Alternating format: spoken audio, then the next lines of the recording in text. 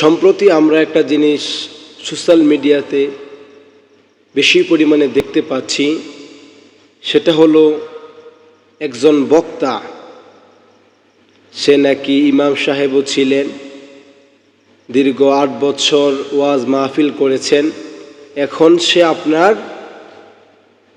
TikTok করতেছে, চুল cutting করে সে নাকি নায়ক শাকিব খান হতে চায়। তো এই ব্যাপারে একজন ভাই জানতে চেয়েছেন, এই ব্যাপারে আমার কি মত। তো আমি এই ব্যাপারে বলবো, দেখেন, ওই লোকটা একজন হাফেজ এবং আলেম, কিন্তু সে এখন নিজেকে ভাইরাল করার জন্যে যে একটা পথ সে বেছে নিয়েছে, যে সে একজন আলেম হয়ে চুলকে এভাবে কালার করছে, যেটা হাদিসের মধ্যে হারাম বলা হয়েছে, ইসলামী শরিয়ায় যেটা হারাম, সে ভাইরাল হয়ে সে যাচ্ছে ভাইরাল হওয়ার জন্য। তো আমি তার ব্যাপারে এটাই বলবো, সে যেটা করছে সেটা মোটেও ঠিক করছে না।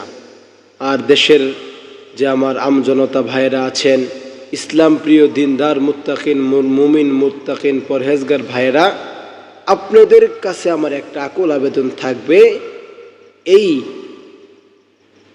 আলেম, লেবাসদারি আলেম, সে যদি আবার তার ভুল ফিরে সে যদি আপনাদের সামনে এসে বলে, তাহলে মনে রাখতে হবে সেটা তার ধান্দা, সে ইসলামকে বিকৃত করে সে ভাইরাল হতে চাচ্ছে। আমরা তার ব্যাপারে এটাই বলবো, তাকে যেন মুসলিম উম্মাহ, বিশেষ করে বাংলাদেশের মুসলিম জনতা তাকে যেন বয়কট করে, এবং তার মুরব্বী অথবা তার যে গার্জিয়ান আছে বুঝিয়ে শুনিয়ে তাকে দমন করে, নাইলে কিন্তু বাংলাদেশের ইসলাম প্রিয় আমজনতা তাকে কোথায় যে কি করে বসে সেটা কিন্তু বলা যায় না।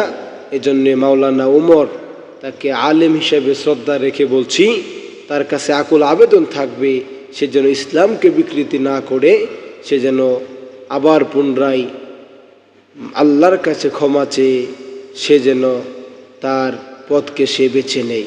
আল্লাহ তাকে হেদায়েত দান করুক, এই আশাই প্রত্যাশা করি।